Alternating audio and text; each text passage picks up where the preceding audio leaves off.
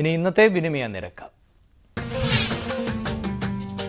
UAE ദിർഹം 22 രൂപ 21 പൈസ, Saudi റിയാൽ 21 രൂപ 72 പൈസ, കുവൈറ്റ് ദിനാർ 267.26, ഖത്തർ റിയാൽ 22.41, ഒമാനി റിയാൽ 212.18, ബഹ്റൈൻ ദിനാർ 216 രൂപ 52 പൈസ.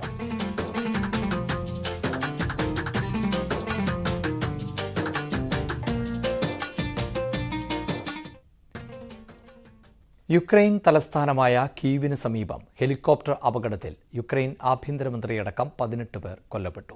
ആഭ്യന്തരമന്ത്രി ഡെനിസ് മൊണാൻസ്റ്റിർക്കി, പ്രസിഡൻഷ്യൽ ഓഫീസിന്റെ ഡെപ്യൂട്ടി ഹെഡ് കിർലോ മൊഷെൻകോ ഉൾപ്പെടെ ഹെലികോപ്റ്ററിൽ ഉണ്ടായിരുന്ന 9 പേരും കൊല്ലപ്പെട്ടു.